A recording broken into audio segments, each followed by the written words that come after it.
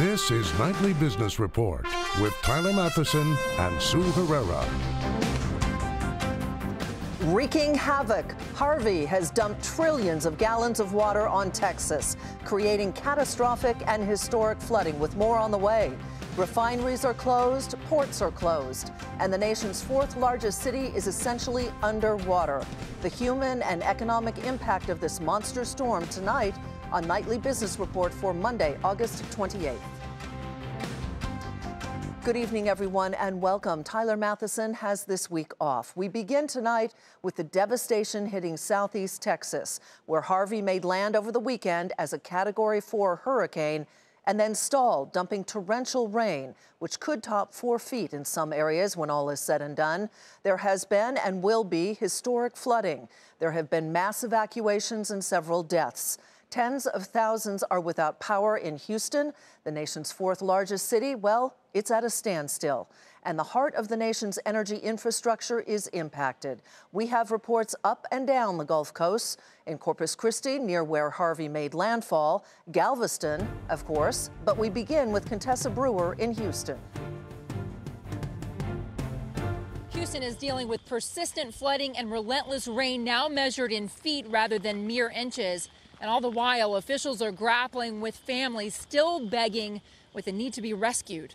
On boats, by helicopter, even being carried, thousands of people were rescued from rising waters. 5 o'clock in the morning, we started to get water inside the house, and it kept creeping up, and finally there's about 3 feet. Jacob and Megan Joseph watched water intrude on their beautiful home and overtake their cars. They picked us up on jet skis, brought us to a midway point at this church in Bel Air, and then we had HPD bring us on these big high volume or high water vehicles to bring us here. At the convention center, they found shelter and a place to sit. By day's end, they were joined by thousands more, babies and the elderly, the disabled, and small students missing out on the first day of school. It was damaged in a flood, so we had to walk through the water, and they took us to the library, and we took a bus. So that's how we ended up here. As they join other families made homeless by the storm, FEMA announced it expects 500,000 Texans to apply for federal disaster aid because of Harvey damage. And the federal government is preparing its financial response. My focus here is on the tragedy that's unfolding, on the people whose lives are in jeopardy, and the people who need help. And I have been spending day and night working, trying to coordinate with local officials, county judges, mayors, speaking with the governor, repeatedly speaking with the president, the vice president, with cabinet agencies, and trying to marshal federal assets to save lives. In Houston, airports will remain closed until Thursday. Downtown, business after business is closed and streets are impassable. Locals are putting off thinking about the financial toll. We're shut down for today, and we don't know how long we'll be shut down this week. Primarily, it's because of the impact on our colleagues and employees. 3 million workers have jobs in the metro Houston area. Jacob and Megan Joseph are eager to return to work. He is a physician at a local hospital. She, a speech pathologist. But for now, they're simply grateful to be safe, dry, and together. The Army Corps of Engineers is releasing water from 2 nearby dams, knowing that they're going to flood neighborhoods more in downtown Houston, but preferring that as the option rather than risking a breach from reservoirs that are at capacity. In Houston, Texas, for Nightly Business Report, I'm Contessa Brewer. As we mentioned earlier, Houston is the nation's fourth largest city, and the region is a huge contributor to the nation's energy output. Brian Sullivan is in Galveston with more on Harvey's potential hit to the oil market and Houston's impact on the economy. Along with the unprecedented flooding and humanitarian crisis unfolding in Houston and the lower Texas region, there may be an economic crisis as well, because 15% of the oil and gas that is refined in the United States is currently offline, shut down by the flooding as a result of Hurricane Harvey. The Houston area produces more than 2 million barrels of oil and distilled gasoline every single day, and many of the refineries around here are now shut down, including the second biggest refinery in the United States, the Baytown facility from ExxonMobil, also Shell's Deer Park facility is also shut down, and there is no clear word of when those facilities will open. The other hit comes from the port economy. The majority of those refineries lie along the port of Houston, which is actually a series of 4 different ports, and every ship that comes or goes has to come through a channel right over there. And that ship channel, the busiest in the United States, is currently shut down, and there is no indication of when it opens. In addition, many of the men and women who would work at the refineries, the pipes, the shipping facilities, the offload facilities, and the ports simply cannot or will not get to work because they are facing a much more serious issue. The city of Houston does more than $500 billion per year in gross domestic product. It would make it one of the top 25 nations in terms of economic output. It is the 4th biggest economy in the United States. And while the city grapples with a humanitarian crisis and the rescue of many of its citizens, there is also the future issue of gasoline, oil, and shipping, which is shut down and is so vital to this area and to the United States. For Nightly Business Report, I'm Brian Sullivan in Galveston, Texas. It's not just Houston and Galveston. Harvey came ashore first, right near Corpus Christi, where more of the nation's refineries are located. And that is where we find Jackie DeAngelis. The eye of Hurricane Harvey hit the coastal towns of and around Corpus Christi hard. In nearby Rockport, businesses and homes destroyed. I lost everything. I have nothing. And am trying to be positive and make this a fresh start. Rick Miller, a Rockport resident, is disabled and was unable to evacuate the area ahead of the storm. The roof was ripped off his home and its interior decimated. Luckily, his neighbors took him in before impact. Bill Eberhardt, Rick's neighbor, describes the experience. Devastating is the first word, obviously. The howling wind was pretty crazy, but we were getting through it, and the next morning was just heartbreaking. You know, when you see destruction like this in your community and your lives, it's hard, but we're alive. The mayor of Rockport advised those who evacuated to not immediately return because rebuilding the infrastructure and restoring power could take weeks. Governor Abbott and Senator Cornyn also toured the area today to survey the damage. Governor Abbott deployed the entire Texas National Guard in response to the disaster, 12,000 people, to help the rescue and relief effort. We are going to be dealing with immense, really record-setting flooding in multiple regions across the state of Texas. Meanwhile, as Houston remains underwater, another issue in focus is the refineries on the Gulf Coast. A total capacity of about 9 million barrels a day, a little less than 50% of what the U.S. can churn out. And it looks like, as of now, projections indicate that 2 million barrels a day have come offline. That means that prices, most likely at the pump, are likely to rise as well. For Nightly Business Report, I'm Jackie DeAngelis, Corpus Christi, Texas.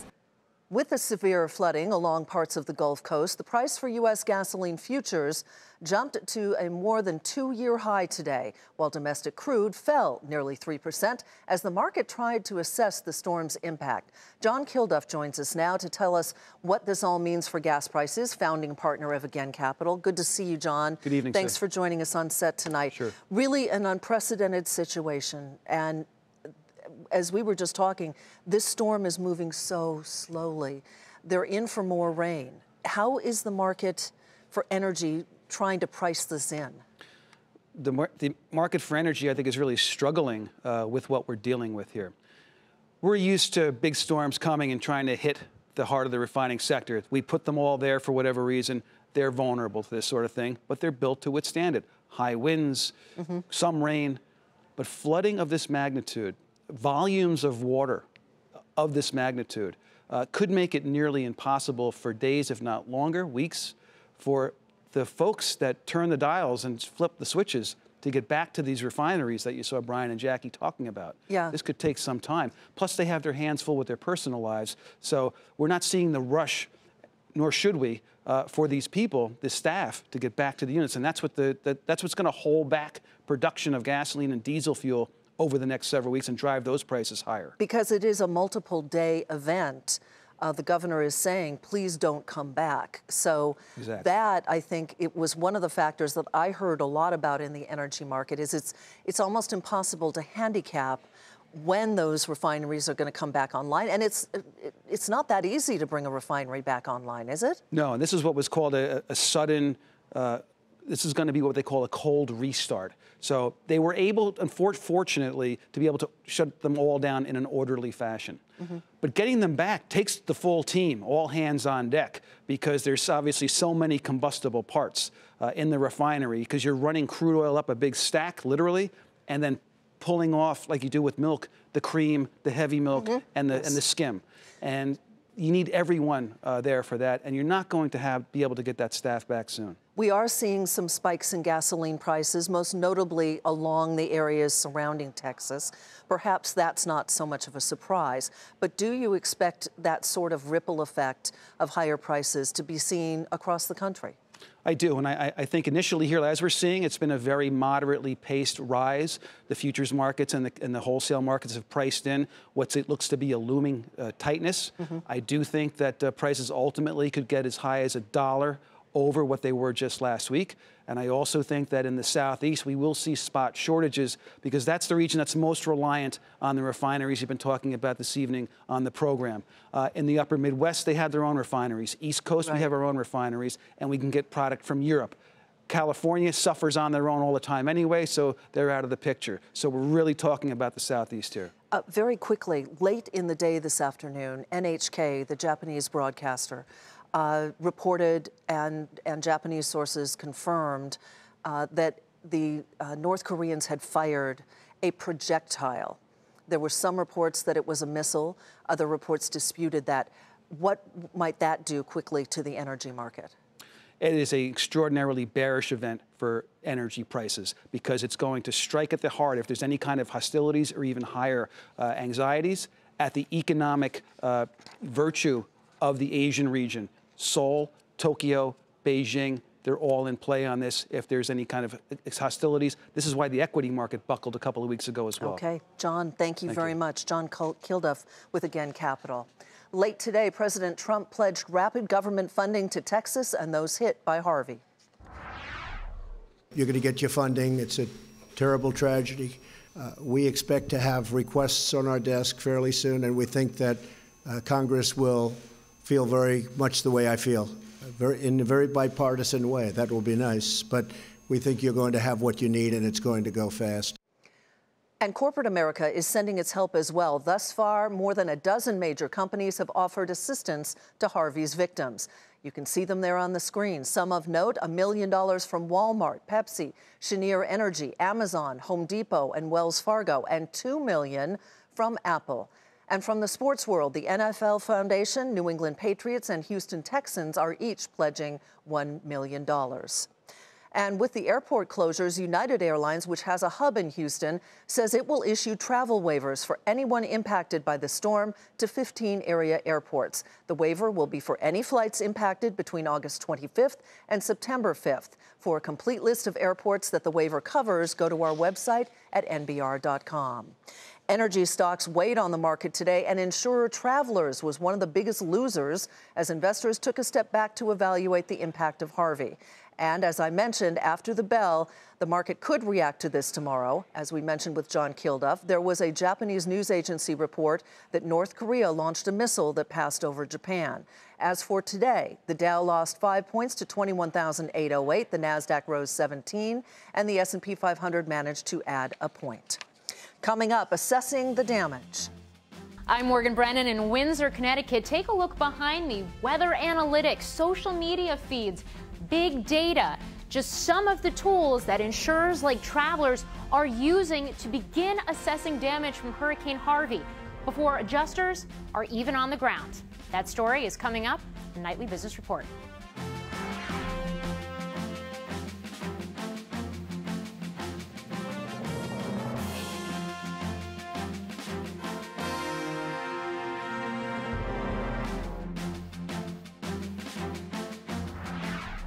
We're starting to see Harvey's exposure for mortgage giants Fannie Mae and Freddie Mac. Fannie Mae says there were more than 36,000 homes whose mortgages it guarantees in the initial impact area, with about $5 billion of unpaid balances. Meanwhile, Freddie Mac estimates it has 167,000 mortgages in the 18 counties affected so far, but says that number could grow. Insurance stocks were hit today as investors wait on the initial estimates of damage from Harvey. But the insurers aren't sitting idly by. They are using state-of-the-art technology to get a head start on assessing the damage. Morgan Brennan takes us to Travelers Catastrophe Management Center in Windsor, Connecticut. As Harvey continues to linger over the Texas coast, insurers are using technology to model the damage as they wait out the storm to send resources into the state. Travelers has been monitoring Harvey from its National Catastrophe Center, using monitors displaying weather analytics, big data, even social media feeds. This center and much of the technology in it is relatively new. It didn't exist for Hurricane Katrina in 2005 or for Hurricane Ike in 2008. But now it's become crucial to the claims process at Travelers. Many of the new tools have really expedited the claim process. For instance, we can actually build out the footprint of a property before we're on site to inspect it. As more claims come in, this center will get even busier. 3 mobile claims vehicles will deploy to the coast, and many of the adjusters heading there will use drones to make their assessments. Travelers is one of the biggest underwriters of commercial and residential insurance in the region. Other insurers, including AIG, Chubb, Allstate, and State Farm, are also sending resources to the region.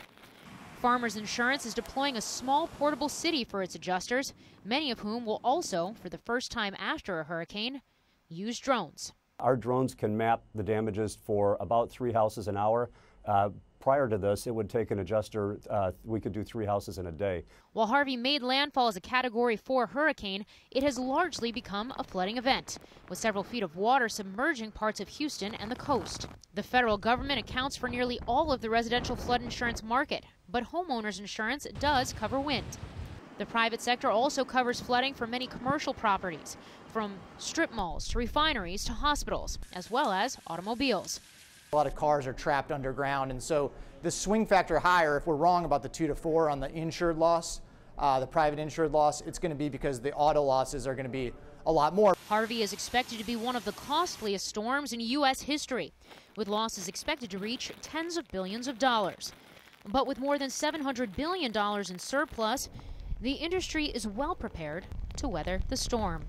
For Nightly Business Report, I'm Morgan Brennan in Windsor, Connecticut. And as Southeast Texas is pounded by those unprecedented floodwaters, the National Flood Insurance Program is set to expire on September 30th unless Congress can reach a deal. Ilan Mui joins us from Washington with more. Ilan, does the program have enough money as it stands now to take care of the homeowners in Texas? Right now, it looks like it may not. The program is already running in the red. It's about $25 billion in debt, and that reflects claims going all the way back to even Hurricane Katrina. The program maxes out at about $30 billion, so it's only got about $5 to $6 billion of wiggle room there, and it's likely that the claims from Hurricane Harvey will surpass that amount. So what can Congress do about it? Well, President Trump was just speaking today saying that the victims of Hurricane Harvey will receive the full support and cooperation of the federal government. But there's been a lot of debate in Washington over whether extending the program should be accompanied by any spending reforms in the future. So we'll have to see whether or not there is a bipartisan spirit that will emerge when lawmakers come back to Washington after recess is over. Ilan, thank you so much. Ilan Mui in Washington. Gilead Sciences bets big on a potential breakthrough cancer treatment. That's where we begin tonight's market focus. Gilead said it was buying biotech Kite Pharma for nearly $12 billion as the drug maker makes a deeper push into the oncology field. Kite Pharma, which does not have any FDA-approved therapies, is working on a promising treatment that modifies the body's immune system to fight cancer cells. Gilead's shares were up 1% to $74.69. Shares of Kite Pharma rocketed higher by 28% to $178.05. Apple will reportedly unveil its latest iPhone during a product announcement on September 12th. According to multiple reports, the event is also slated to include software updates and a new Apple TV Harvey and Apple Watch. Apple shares rose 1% to $161.47. And speaking of the Apple Watch, Fitbit unveiled a new line of products today, including a smartwatch. The wearables device maker said the device, called the Fitbit Ionic, will retail for $300 starting in October. The watch is water resistant, includes GPS tracking, and can run third-party apps. Fitbit shares were higher by 3% to $5.94. Estée Lauder has denied reports that it's interested in selling itself. Over the weekend, the cosmetics company wrote a memo to its employees saying there's no truth to the rumors and the company places great value in remaining independent. Estée Lauder shares fell marginally to $105.96. And it looks like the high-profile search for Uber's next chief executive officer is at an end. The embattled ride-hailing company has picked Expedia's CEO to head the company.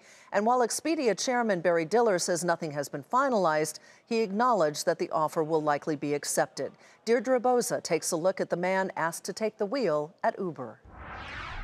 Months of drama, a corporate culture crisis, executive departures, and board infighting. Uber will turn a new page, having finally selected a new CEO. Expedia CEO Dara Khosrowshahi was selected at the end of a dramatic weekend that saw former GE boss Jeff Immelt drop out of the race via a tweet, and HPE chief Meg Whitman re-enter the running despite publicly denying she was interested in the role.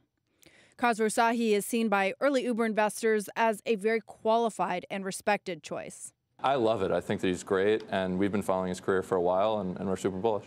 But from everything I've heard about the great work he's done at Expedia, it seems like it's a very good choice for the company. Khosrowshahi has presided over Expedia's expansion to more than 60 countries, and he's made deals to bring in other brands like Travelocity and Orbitz and HomeAway into Expedia's fold. But he has his work cut out. If and how much he'll work with former CEO and founder Travis Kalanick is a big question.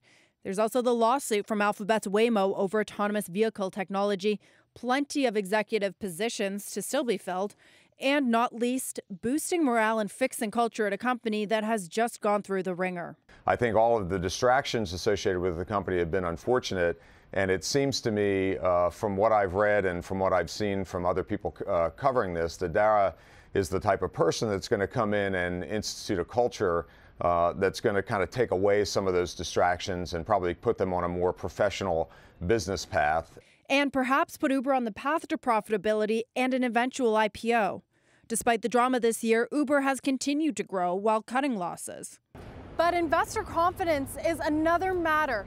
4 mutual funds, including Vanguard and T. Rowe Price Group, have lowered the valuation of their Uber investments.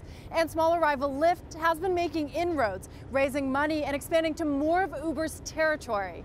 Cleaning up the mess while keeping the nearly $70 billion company humming is no small task for Uber's incoming CEO. For Nightly Business Report, I'm Deirdre Boza, San Francisco. Coming up, Whole Foods slashes prices, but will other grocers feel the pressure?